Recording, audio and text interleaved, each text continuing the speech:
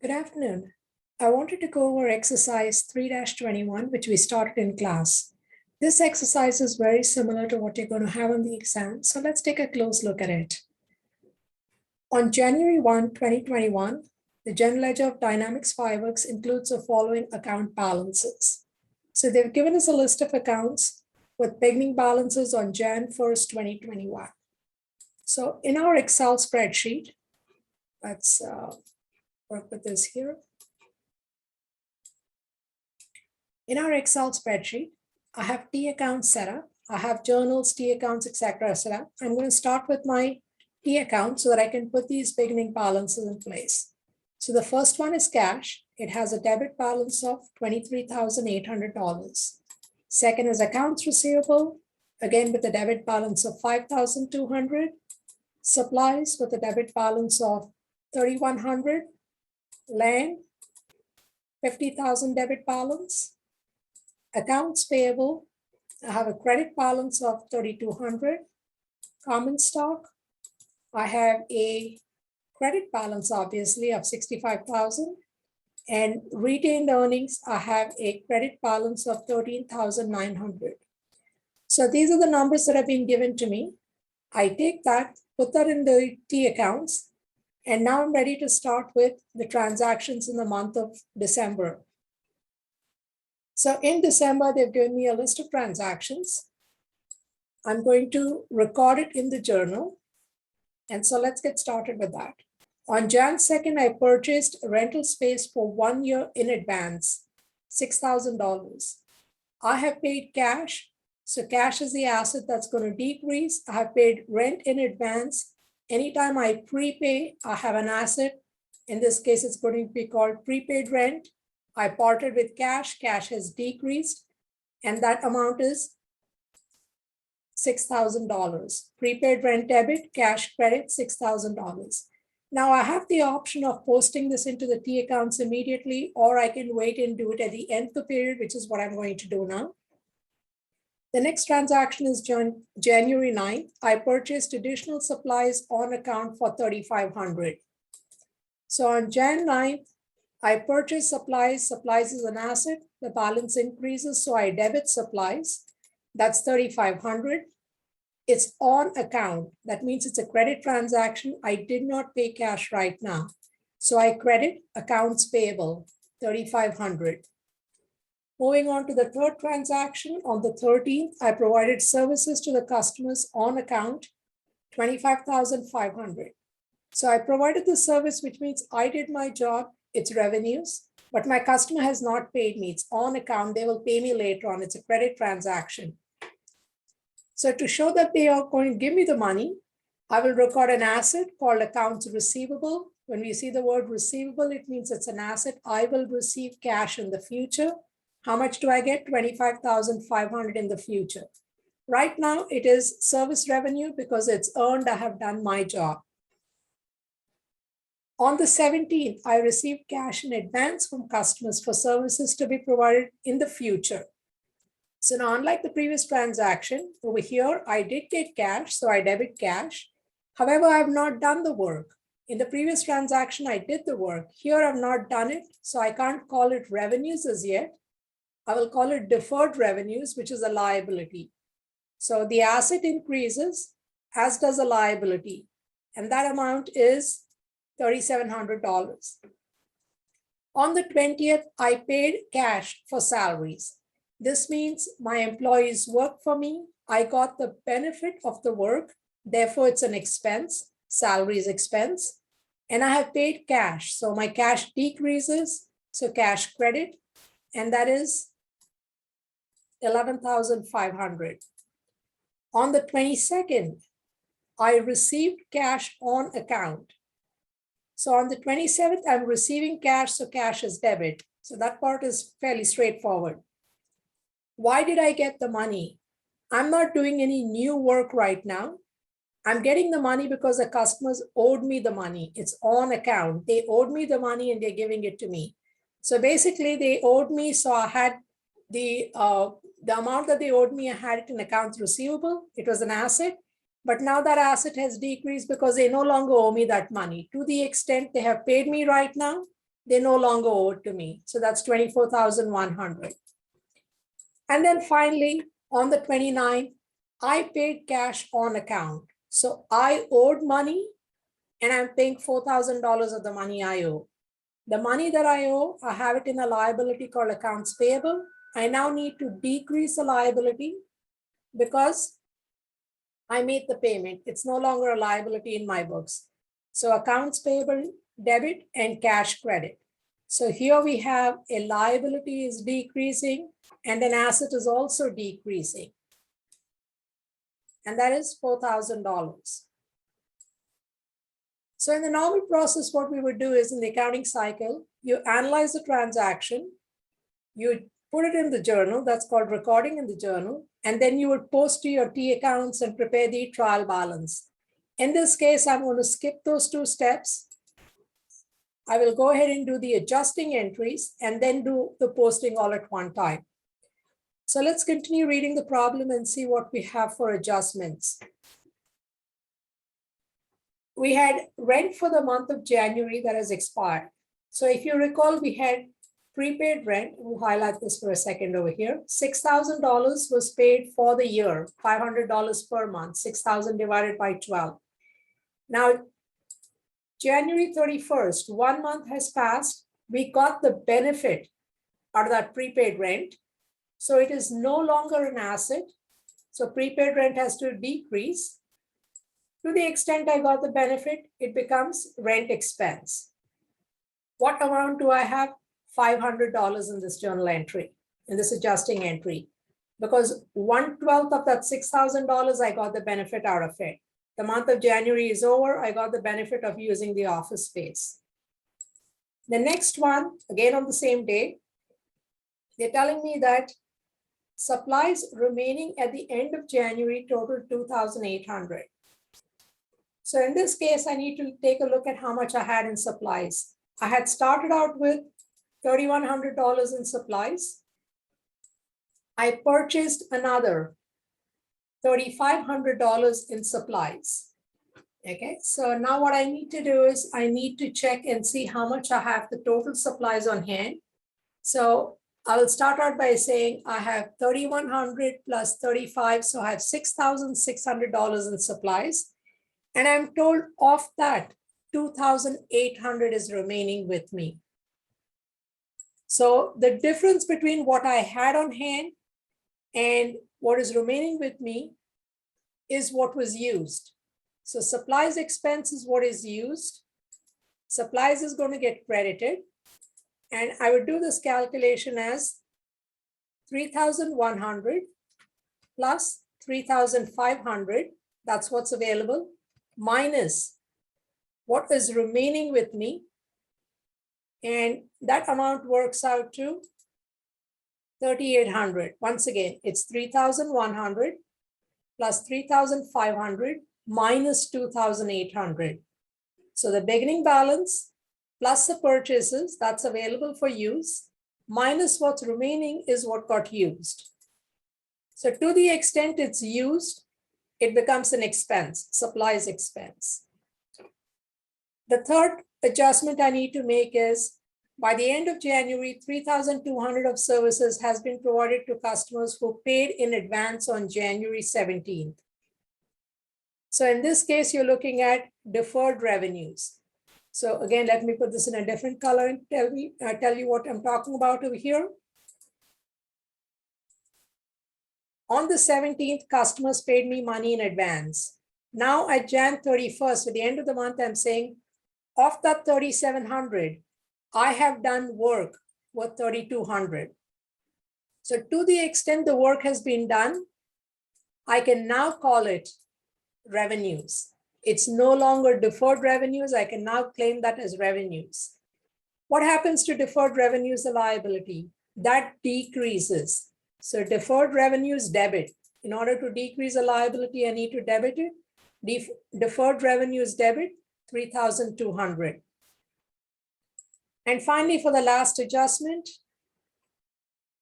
unpaid salaries at the end of January are 5,800. So this is employees have worked for me. I have not paid them on January 31st. I'm going to pay them within the next week. So that's going to come into the month of Feb. But since they did the work for me in January, I got the benefit in January. I need to record that as an expense in January. So salaries expense debit, I've not paid it as yet. So I'll say salaries payable. January 31st, I have a liability, salaries payable in my books. And that amount is $5,800. Okay. Now that I've done all my adjusting entries, I'll go ahead and post it into my T accounts. So starting with the first one over here, let's go down the list. Prepaid rent. I didn't have a prepaid rent, so I will create that account, prepaid rent. On the debit side, I put 6,000. Cash credit, 6,000. Next is supplies. I already had supplies. So supplies debit, 3,500. Accounts payable, I have that account. So accounts payable credit, 3,500. The third one, I have accounts receivable debit, service revenue credit. I have accounts receivable over here, the T account, so I use the same one. I don't have service revenue, so I open a new service revenue account and I put the amount on the credit side. I have cash debit, deferred revenue credit on the 17th. Cash debit, I debited. Deferred revenue, I need to create an account. So deferred revenue, I create the account. It's a liability. I post on the credit side. Then I have salaries expense debit, cash credit. Salaries expense debit, salaries expense, I don't have that. So I will create the account and post it on the debit side. And cash was credited. So on the credit side, let me go ahead and post that number. On the 22nd, it was cash debit, accounts receivable credit. I have both these accounts, cash debit, I post on the debit side, and accounts receivable on the credit side, I will post at 24,100. And then on the 29th, I had accounts payable debit, cash credit. Again, I have both these accounts, accounts payable debit, cash credit, and that's $4,000. Now I'm going to post all my adjusting entries. Rent expense debit, prepaid rent credit. I need an account for rent expense. Rent expense on the debit side, I put 500. Prepaid rent, I have that account. On the credit side, I'm going to put the 500. Supplies expense debit, supplies credit. I need supplies expense, a T account for that. And I'm going to post the 3,800 over here on the debit side, and supplies on the credit side, I'll post the 3,800. Deferred revenues debit, service revenue credit. Deferred revenues on the debit side, I will post the 3,200. And service revenue on the credit side, I will post the 3,200. And then finally, salaries expense debit, salaries payable credit. I have a salaries expense account, so I will use that same account, obviously. On the debit side, I post 5,800.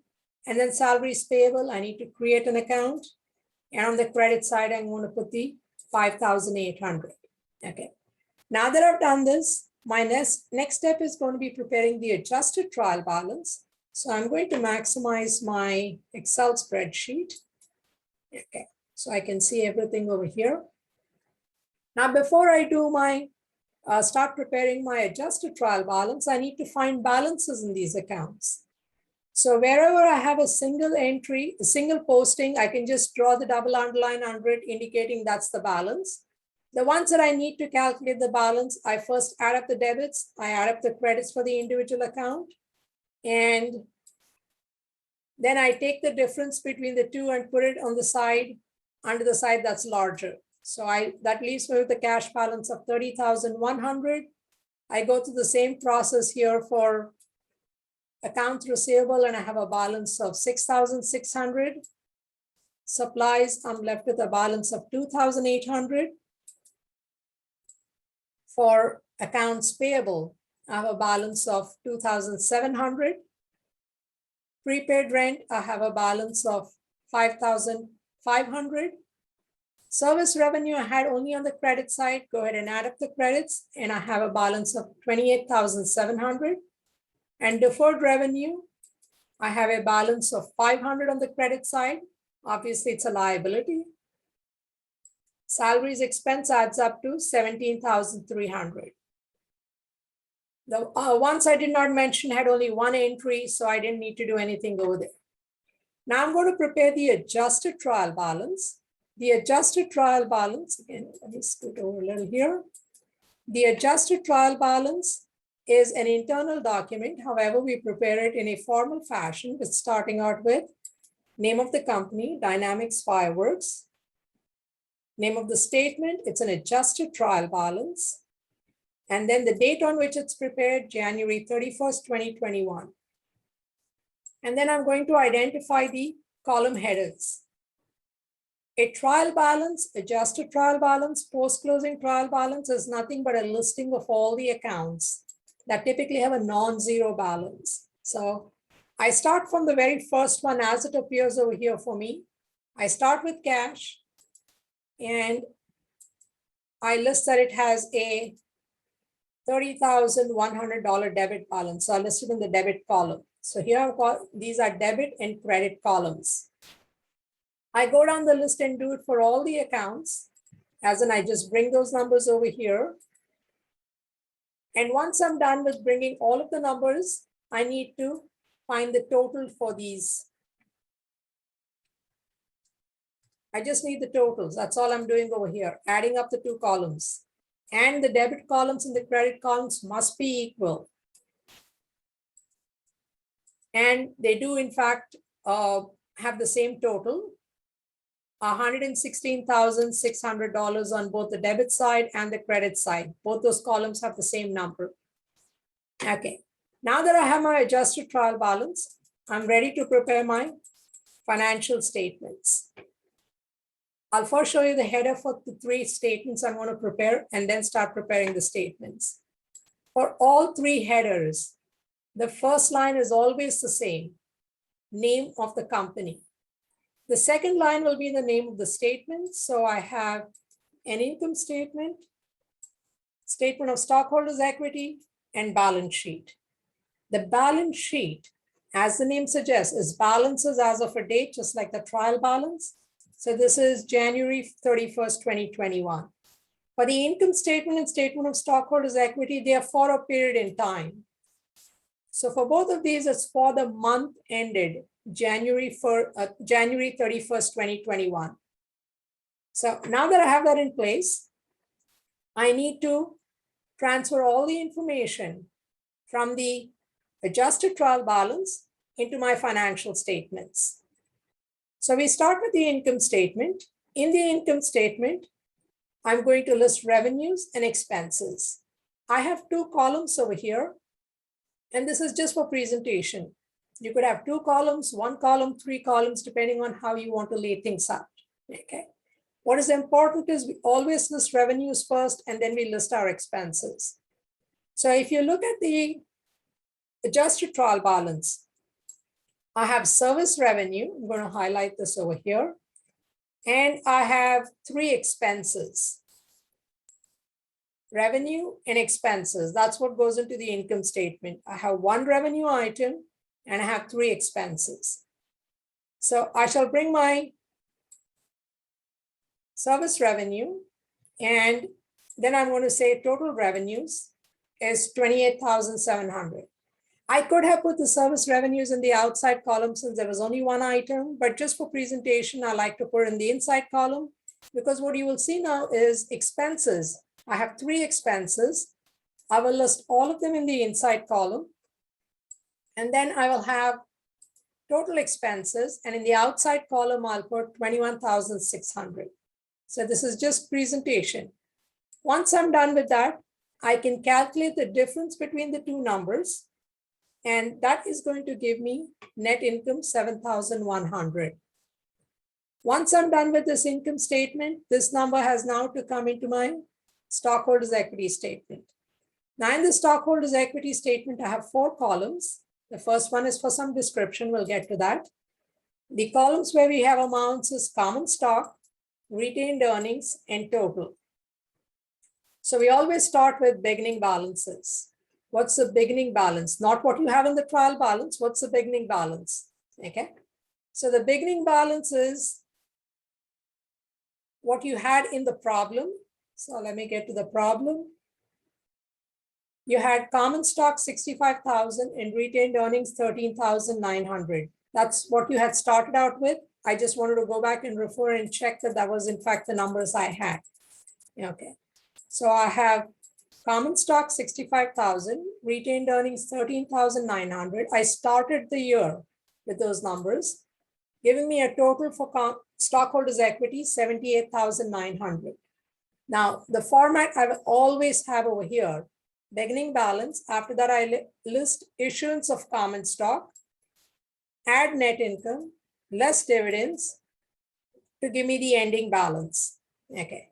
Now, you may or may not issue common stock during the year, but you go ahead and just list that item. So if it is there, you can place it. Again, you may or may not pay out dividends to your shareholders, but you will always have net income. So in this problem, we have 65,000 our beginning balance. We did not issue any common stock. So that total stays at 65,000. Retained earnings is not affected by issuance of common stock, but it is affected by net income. And that's the number from the previous statement, the 7,100 that comes in over here. And then dividends, in this problem, we didn't pay out any dividends, so that's zero, leaving me with a balance of $21,000 in my retained earnings account. So horizontally, I add across and I say that issuance of common stock is zero, net income is 7,100, dividends is zero, leaving me with a balance of 86,000 for stockholders' equity. So now that I have this done, these numbers, these two numbers are what are going to come into the balance sheet. So what else do I have in the balance sheet? In the balance sheet, I'm going to look at assets,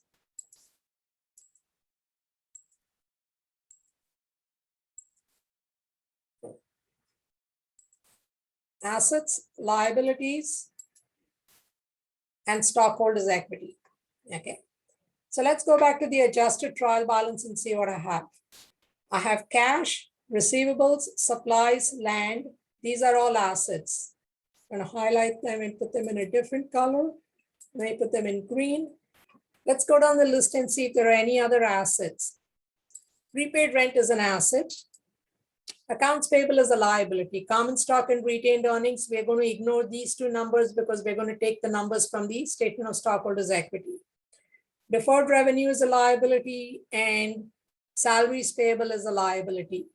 Okay, so let's start out with our assets. So the assets that I have are cash, accounts receivable, supplies, land, and prepaid rent. The ones are highlighted in green over here. So you bring all those numbers in. Again, I have them in the inside column. And then in the outside column, I'm going to have the total assets. I add up the numbers and I put the total assets and it works out to $95,000. Okay. Now that I have this laid out over here, I will list my liabilities.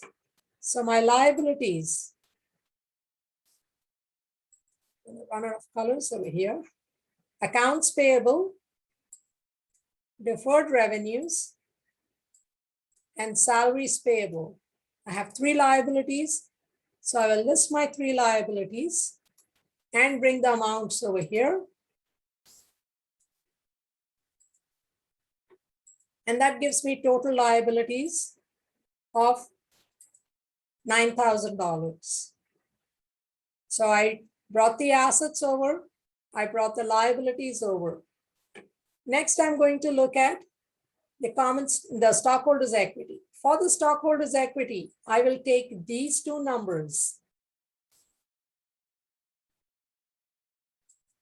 I will take these two numbers and bring them over. So I have common stock and retained earnings. I just want the ending balances. So 65,000 and 21,000, giving me total equity of $86,000. Now, total assets must equal to total liabilities and equity. So 9,000 and 86,000 do in fact add up to 95,000. So I did do my job correctly over here. I've done everything correctly all the way through over here. So we have our 3 statements done: income statement, statement of stockholders' equity, and balance sheet. All of these are laid out now. The last step that I need to go through for this exercise is preparing closing entries. So what accounts get closed? The income statement accounts and dividends if we had any. We don't have any dividends. So it's only your revenues and your expenses that are going to get closed. So I have 1 revenue account and I have 3 expense accounts, and I'm going to close these. Okay, so need to go back over here and I'm going to take out the highlighting from everywhere so I can once again start with a new highlighting that I need to do. So what I have is I need my revenues, my expenses, and dividends if I had any. In this case, there are none, so I don't need to worry about it. I need to close these accounts down. Now, if you look at, see, in the either in the trial balance of the T accounts, service revenue, you had a credit balance, therefore you need to debit it to close it. You close all of these accounts to retained earnings. So now we are doing the closing entries. So I will debit service revenue and I will credit retained earnings for the $28,700 to close down service revenue. Next, I will close down all the expenses. Expenses have a debit balance. To close it, I will credit it and I will debit retained earnings. So retained earnings debit, and each of my expenses, I have to list all the expenses. Each of the expenses will be closed individually. So I have my 3 expenses that I will list. I credit them and I debit retained earnings. Once again, I do not have any dividends. I didn't pay any dividends, so I don't have anything to close. If I had a dividend account, I would have to close that as well. And that would also be retained earnings debit, dividends credit. But in this case, I don't have dividends, so I don't need to worry about it. Now, after you do the closing entry, you would post into your T accounts and then prepare a post-closing trial balance. When you compare the adjusted trial balance to the post-closing trial balance, the difference is going to be that in the adjusted trial balance, you have revenues, expenses, and dividends. You will not have those in the post-closing trial balance because they've all been closed out and they have 0 balances. Retained earnings is the only number that will have a different balance because they were affected by the closing entries. Retained earnings was affected by closing entries. For the exam, you do not need to prepare a post-closing trial balance. You just need to do those journal entries. So hopefully this helps you prepare for the first exam we're going to have in this class. If you have any questions, feel free to send me an email. Good luck.